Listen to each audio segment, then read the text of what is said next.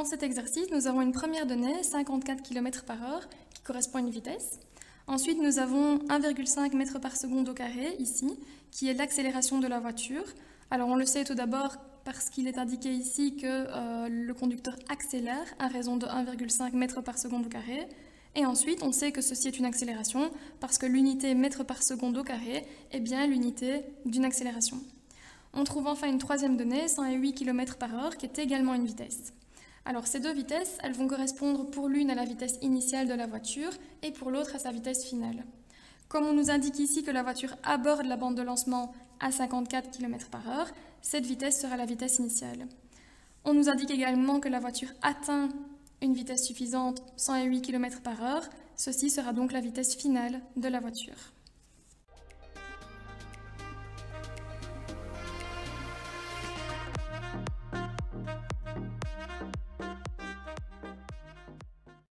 Alors, je vais à présent écrire les deux équations du MRUA dans lesquelles nous allons utiliser x0 égale à 0 comme nous le faisons toujours lorsque nous en avons l'occasion.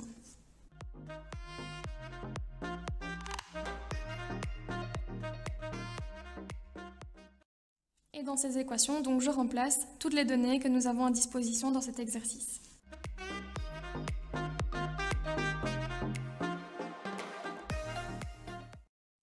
Maintenant que nous avons ces deux équations sous les yeux, nous constatons que nous pouvons directement utiliser la deuxième équation pour déterminer la valeur du temps t qu'il faudra à la voiture pour s'insérer dans le trafic. Une fois que nous aurons trouvé ce temps, qui est d'ailleurs la question du point A de l'exercice, nous pourrons le remplacer dans la première de ces deux équations afin de déterminer la distance parcourue par la voiture, et cette distance parcourue correspondra à la longueur minimale que doit faire la bande de lancement. Je numérose donc mes deux équations et je commence par utiliser la seconde équation afin de déterminer le temps.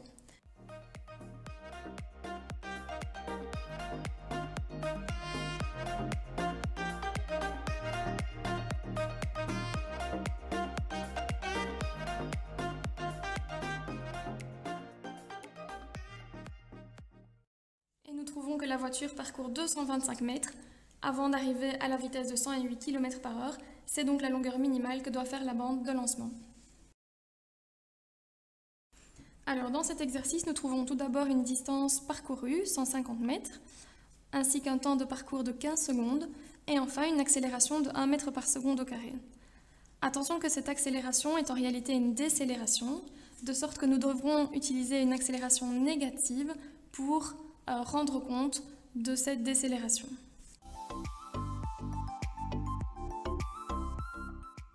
Nous cherchons la vitesse à laquelle le mobile termine sa course, donc c'est-à-dire que nous cherchons Vxt dans les équations du MRUA. Nous utilisons comme toujours x0 égale à 0 et nous écrivons donc les deux équations du MRUA de ce mobile.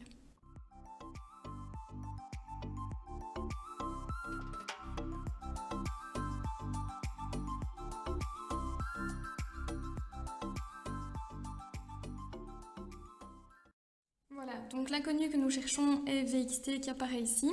Et pour la déterminer, il faut tout d'abord que nous connaissions la vitesse initiale du mobile. Pour connaître la vitesse initiale du mobile, nous avons la première équation dans laquelle c'est la seule inconnue. Donc nous allons tout d'abord utiliser cette première équation, calculer la vitesse initiale du mobile, et nous pourrons alors ensuite la remplacer dans la deuxième équation et calculer la vitesse finale.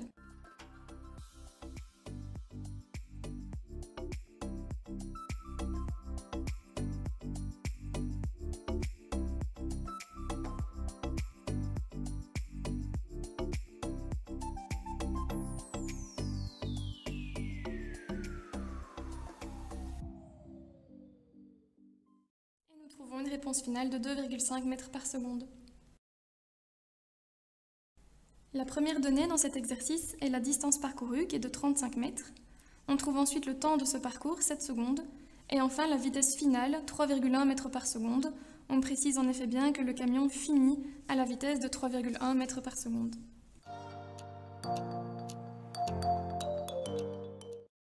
Comme d'habitude, je vais utiliser x0 égale à 0 et écrire les deux équations du MRUA de ce camion afin de déterminer sa vitesse initiale et son accélération.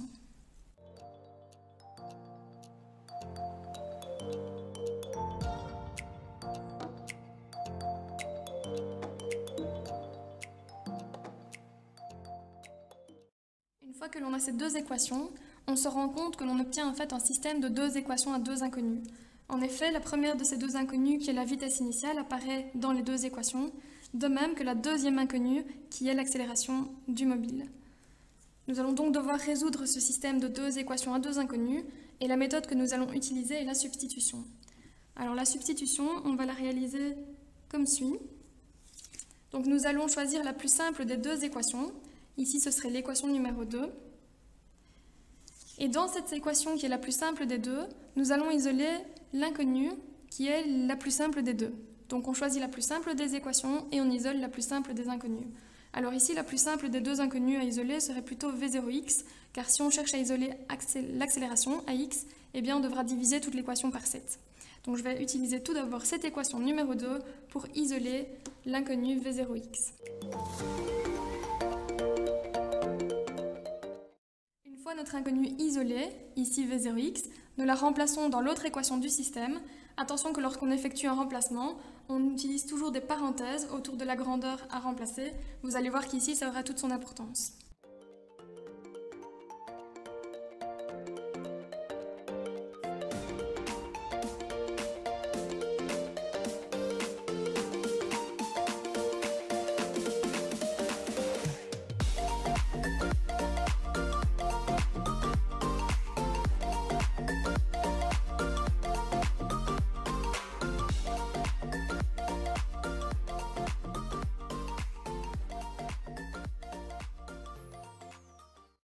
Nous trouvons une réponse de moins 0,54 mètres par seconde au carré. Alors le moins que nous obtenons ici est tout à fait normal, puisque le camion est en train de décélérer. Il doit donc avoir une composante AX de son accélération qui est négative. La réponse qui est donnée dans le solutionnaire est la valeur de l'accélération, la norme du vecteur si vous voulez, et elle vaut donc 0,54 mètres par seconde au carré. Alors il nous reste maintenant à remplacer cette valeur dans la première équation que nous avions utilisée, donc l'équation numéro 2, pour trouver la valeur de la vitesse initiale du camion.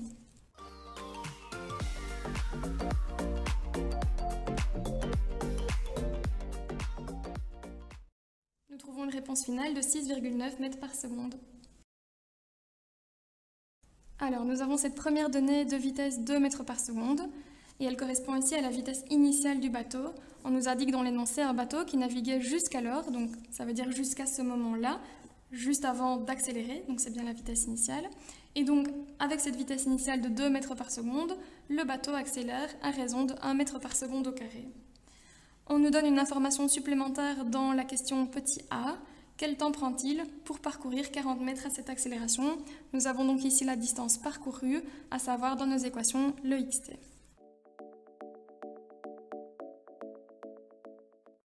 En utilisant comme toujours x0 égale à 0, on va maintenant écrire les deux équations du MRUA dans lesquelles nous allons remplacer toutes ces données et qui vont nous permettre de calculer le temps que l'on recherche ainsi que la vitesse finale du bateau.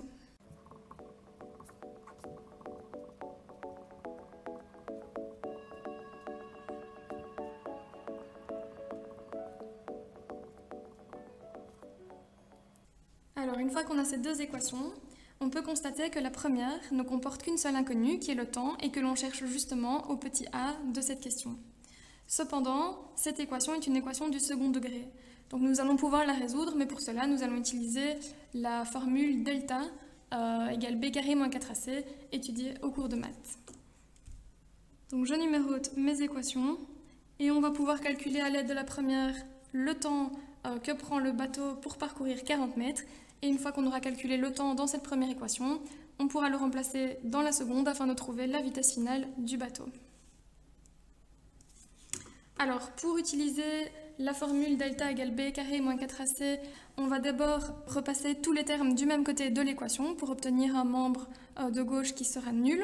Et ensuite, on va ordonner le polynôme. Donc d'abord le terme en t carré, ensuite le terme en t et enfin le terme indépendant.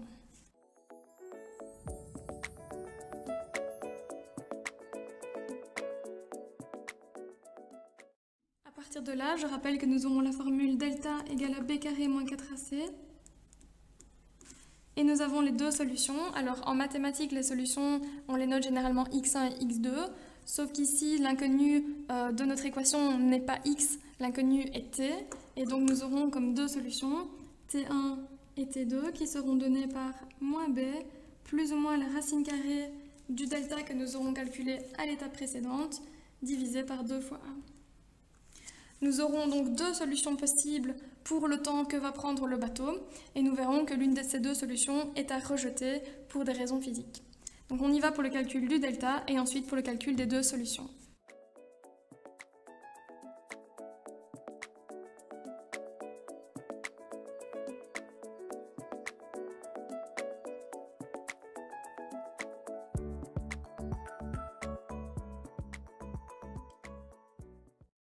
Donc voici les deux solutions que l'on obtient, et c'est la deuxième de ces solutions que nous allons rejeter, puisque nous sommes en train de calculer un temps, et qu'un temps en physique est une grandeur qui est toujours positive. Donc nous rejetons, car le temps en physique est une grandeur positive. Nous venons donc de calculer le temps que prend le bateau pour parcourir les 40 mètres. Nous allons maintenant pouvoir réutiliser cette valeur du temps dans la deuxième équation du MRUA et déterminer la vitesse finale du bateau.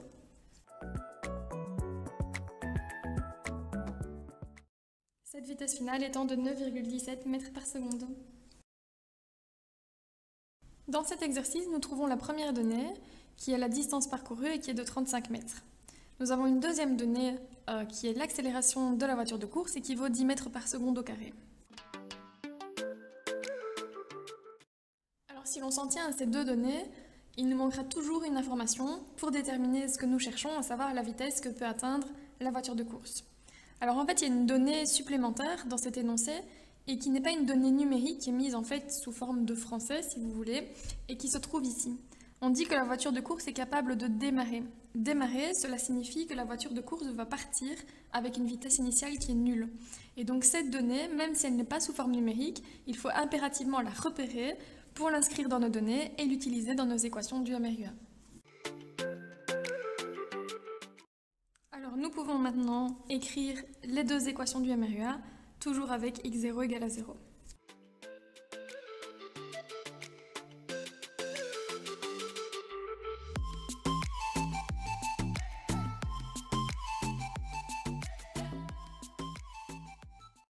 Alors on remarque ici que la première équation va nous permettre directement de calculer le temps que prend la voiture de course pour parcourir ces 35 mètres, et puis nous pourrons alors remplacer ce temps dans la seconde équation et trouver la vitesse qui est atteinte par la voiture.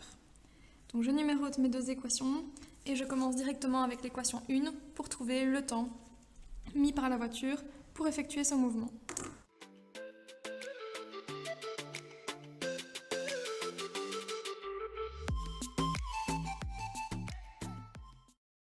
Nous trouvons en fait deux solutions à cette équation, ce qui est tout à fait logique puisqu'il s'agissait d'une équation du second degré. Alors remarquez ici que je n'ai pas eu besoin de calculer le delta pour résoudre cette équation, tout simplement parce qu'il n'y avait pas de terme en t dans l'équation. Et effectivement, quand c'est comme ça, on peut simplement se contenter d'isoler t carré dans l'équation et de prendre la racine carrée dans l'autre membre. Mais on a évidemment toujours deux solutions, représentées par plus et moins, et ici nous choisissons la solution positive puisque le temps t en physique est une grandeur qui est positive.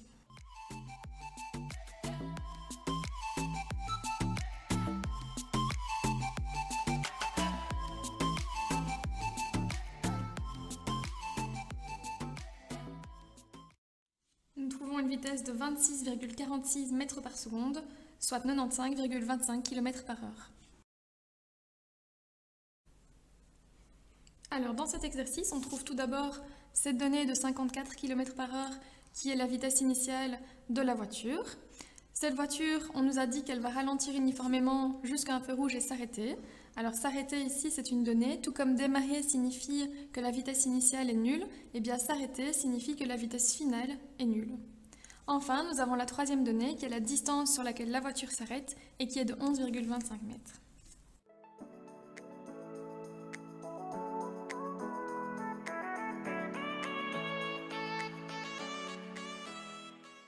Comme toujours, nous utilisons x0 égale à 0 pour écrire les deux équations du MRUA.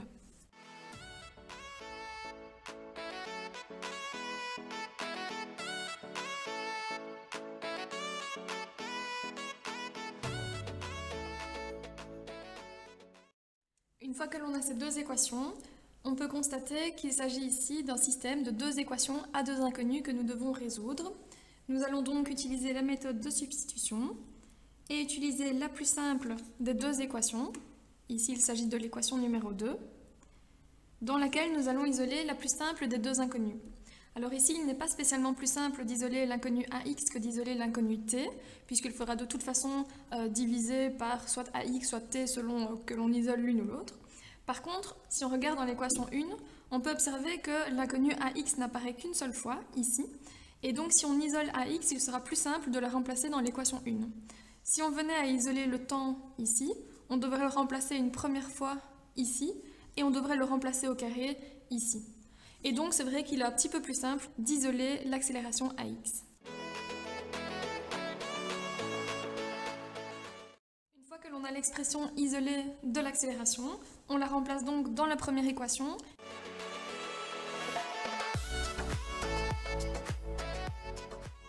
Une fois que l'on a cette équation, il ne reste qu'une seule inconnue et on peut donc la résoudre.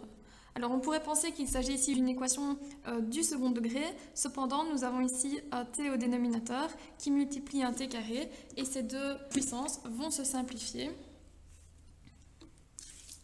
Ce qui nous donne ici simplement t exposant 1 et donc en fait il s'agit d'une équation du premier degré dans laquelle nous allons regrouper les termes en t, donc ces deux termes-là, et les isoler dans un membre de l'équation pour pouvoir trouver la valeur de t.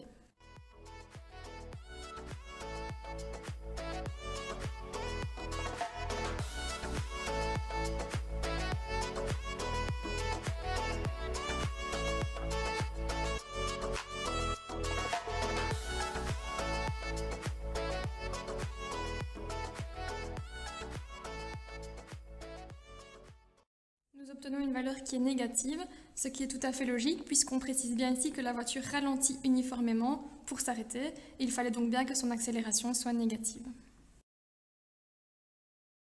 Alors cet exercice est un exercice en deux parties. En effet, on a une voiture qui roule à la vitesse de 72 km/h dont le conducteur aperçoit un obstacle en travers de la chaussée. Alors évidemment, le conducteur va enclencher les freins de la voiture afin de s'arrêter. Cependant, il lui faut un certain temps de réaction avant d'effectivement commencer à freiner, et pendant toute la durée de ce temps de réaction, eh bien, la voiture continue à rouler à vitesse constante. On va donc avoir ici un mouvement en deux parties, avec une partie 1 qui est un MRU et une partie 2 qui est un MRUA. Dans la partie 1 MRU, nous avons la donnée de vitesse 72 km/h, ainsi que la donnée du temps qui est 1 seconde, donc le MRU va durer 1 seconde. En ce qui concerne la partie MRUA, nous allons avoir également diverses données. Tout d'abord, la vitesse initiale de ce MRUA, eh bien, c'est la vitesse qu'avait la voiture avant de commencer à freiner, donc 72 km/h.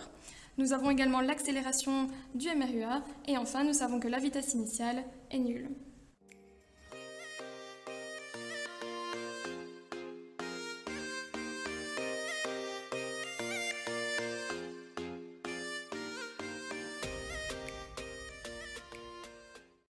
Alors, à noter ici que l'accélération AX est négative, puisqu'il s'agit bien d'une décélération. De manière générale, il faudra retenir que la vitesse finale d'une première partie de mouvement correspondra toujours à la vitesse initiale de la partie de mouvement suivante. Alors maintenant, pour trouver la distance totale que parcourt le conducteur avant de s'arrêter, eh bien, nous allons calculer la distance parcourue en partie 1 à l'aide de l'équation du MRU. Nous allons calculer la distance parcourue en partie 2 à l'aide des deux équations du MRUA et nous additionnerons ces deux distances parcourues.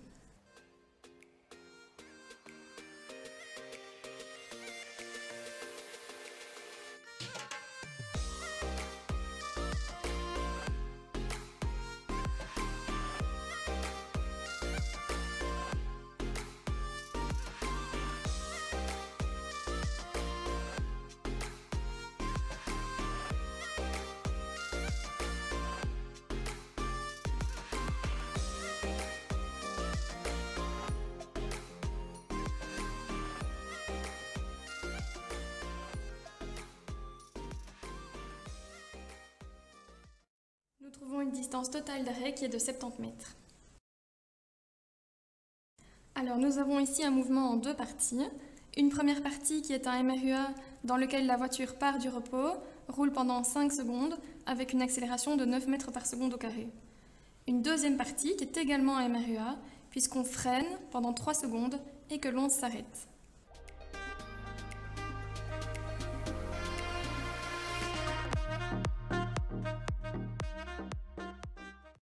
Pour déterminer donc la distance totale que la voiture a parcourue, nous allons calculer grâce aux équations du MRUA la distance parcourue en partie 1 ainsi que la distance parcourue en partie 2 et nous additionnerons ces deux distances.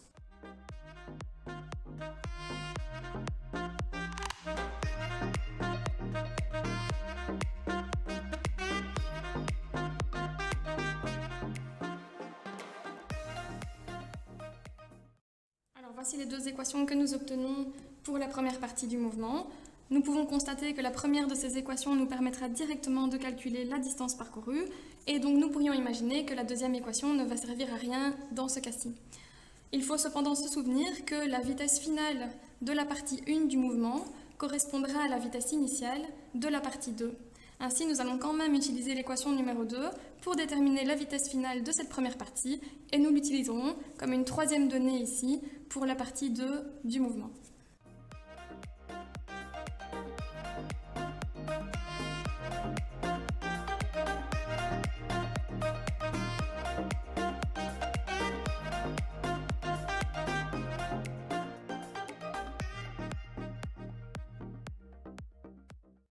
Équation MRUA de cette deuxième partie, nous observons que nous pouvons utiliser la deuxième équation, que je vais noter ici numéro 4, puisque nous avons déjà une équation numéro 1 et 2, nous aurons 3 et 4. Donc nous pouvons utiliser directement l'équation numéro 4 pour trouver l'accélération à laquelle la partie 2 du mouvement est réalisée. Et lorsque nous aurons cette accélération, nous pourrons la remplacer dans l'équation 3 afin de déterminer la distance parcourue en partie 2.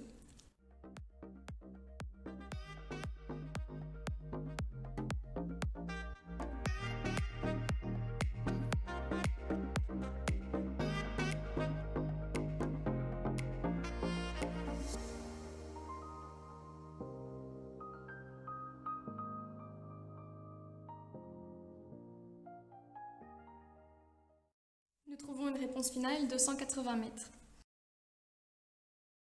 Dans cet exercice, nous observons le graphique de position en fonction du temps d'un mobile dont le mouvement est décomposé en différentes phases qui durent chacune 4 secondes.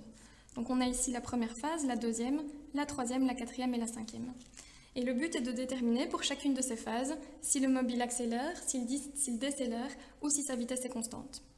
Alors il faut tout d'abord rappeler qu'une accélération va se produire lorsque la vitesse et l'accélération sont dans le même sens, c'est-à-dire qu'ils sont de même signe, tandis qu'une décélération va se produire lorsque l'accélération et la vitesse sont de sens contraire et donc de signe contraire.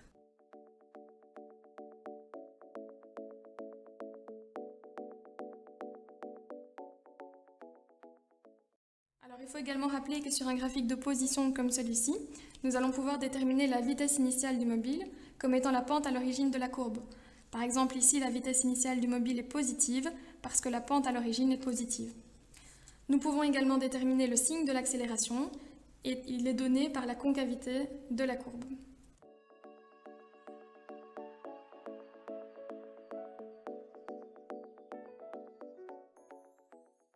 Nous pouvons maintenant analyser les différentes phases de ce mouvement et répondre donc à la question, le mobile accélère-t-il, décélère-t-il ou bien sa vitesse est-elle constante?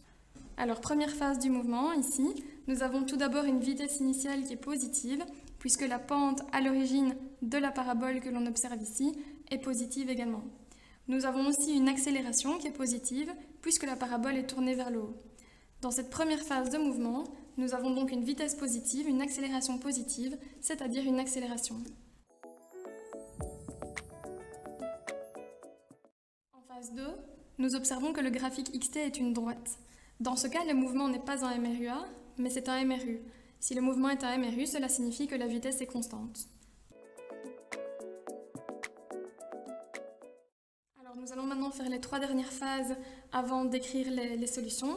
Pour cette troisième phase, nous avons une vitesse initiale qui est négative, puisque la pente à l'origine ici est négative, tandis que nous avons une accélération qui est positive, parce que la concavité de la courbe est tournée vers le haut. Nous avons donc ici une décélération. En phase 4, ici, nous avons une vitesse initiale qui est positive, puisque la pente à l'origine est positive, et nous avons une accélération qui est négative, puisque nous voyons ici que la concavité de la courbe est tournée vers le bas. Nous aurons donc une décélération également. Dernière phase, nous avons une vitesse initiale négative et une accélération négative également, puisque ici on a une courbe dont la concavité est tournée vers le bas, et donc ici nous aurons une accélération.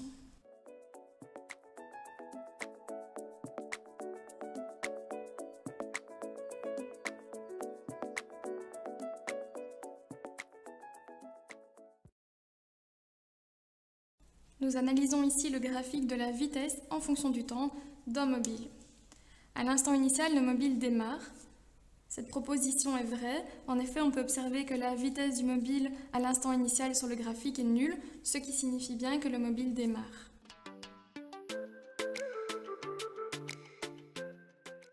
Le mobile est au repos pendant 3 secondes à partir de t égale à 2 secondes. Alors, nous sommes en train d'observer cette portion du graphique, qui est une portion horizontale. Et que signifie-t-elle, cette portion horizontale? Eh bien, elle montre que la vitesse du mobile est constante et vaut 8 mètres par seconde. Le mobile n'est donc pas au repos pendant 3 secondes, il est en MRU pendant 3 secondes à la vitesse de 8 mètres par seconde.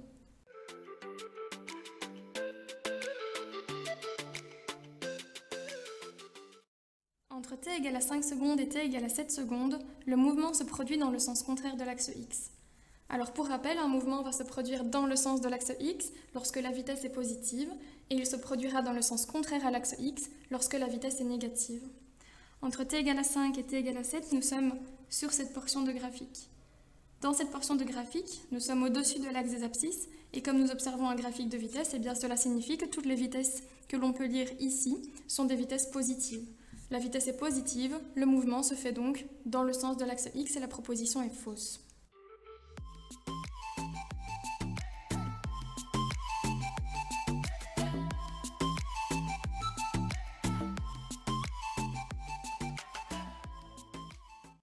Le mobile décélère entre t égale à 7 secondes et t égale à 10 secondes. Donc nous sommes ici, entre t égale à 7 et t égale à 10. Et pour déterminer si le mobile décélère, nous devons comparer le signe de la vitesse du mobile et le signe de son accélération. Alors en ce qui concerne la vitesse de ce mobile, nous sommes ici dans des vitesses négatives puisque la courbe est située sous l'axe des abscisses. En ce qui concerne l'accélération, sur un graphique de vitesse, elle est donnée par la pente de la droite qui représente la vitesse.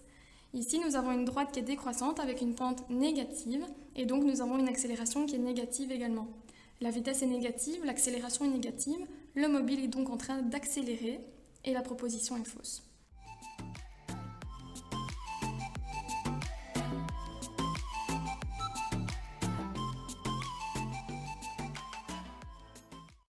Le mobile est en MRU entre t égale à 10 et t égale à 15 secondes.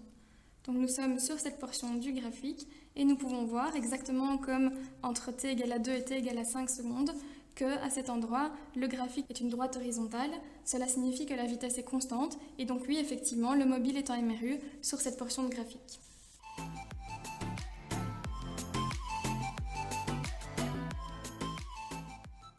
Entre t égale à 15 secondes et t égale à 16 secondes, le mouvement se produit dans le sens contraire à l'axe x. Donc nous sommes sur cette portion du graphique et donc là, effectivement, le mouvement se produit dans le sens contraire à l'axe x puisque cette portion de graphique montre que la vitesse du mobile est négative. Cette vitesse passe de moins 2 mètres par seconde à 0, mais donc oui, elle est bien négative et donc le mouvement se fait bien dans le sens contraire de l'axe x.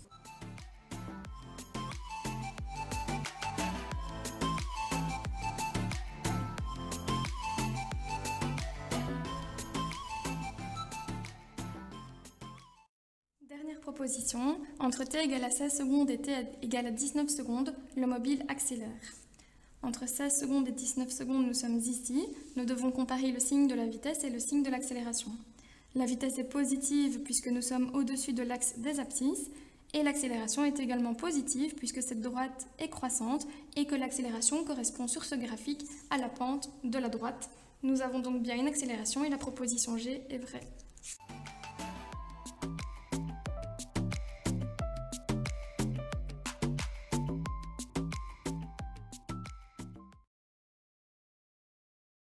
Dans cet exercice, nous devons déterminer si le mobile accélère ou s'il décélère. Nous avons un graphique xt à gauche, donc un graphique de position en fonction du temps, et un graphique vt à droite, donc un graphique de vitesse en fonction du temps. Alors on va commencer avec le premier graphique ici de position en fonction du temps. Et pour rappel, afin de déterminer si un mobile accélère ou s'il décélère, il faut comparer le signe de sa vitesse et de son accélération. Si la vitesse et l'accélération sont de même signe, alors le mobile accélère. Si la vitesse et l'accélération sont de signes contraires, alors le mobile décélère. Sur un graphique XT comme celui-ci, nous allons trouver la vitesse initiale du mobile comme étant la pente à l'origine de la parabole. En ce qui concerne l'accélération, elle nous est donnée par la concavité de la parabole qui ici est tournée vers le bas.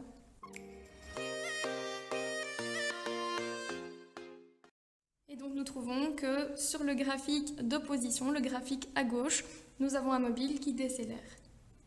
Alors maintenant nous allons passer au graphique de droite, le graphique VXT. Et en fait sur ce graphique nous allons avoir deux parties au mouvement. En effet, on peut constater que la vitesse du mobile est tout d'abord positive sur cette portion du graphique, donc jusqu'à l'instant t égale à 5 secondes, puisque on observe un graphique de vitesse. Donc tout ce qui est situé au-dessus de l'axe des abscisses est positif, et tout ce qui est situé en dessous de l'axe des abscisses est négatif. Donc on a la vitesse qui est tout d'abord positive et qui devient ensuite négative. En ce qui concerne l'accélération, sur un graphique de vitesse, elle est donnée par la pente de la droite. Alors ici, l'accélération est négative et elle est négative tout le long du mouvement du mobile.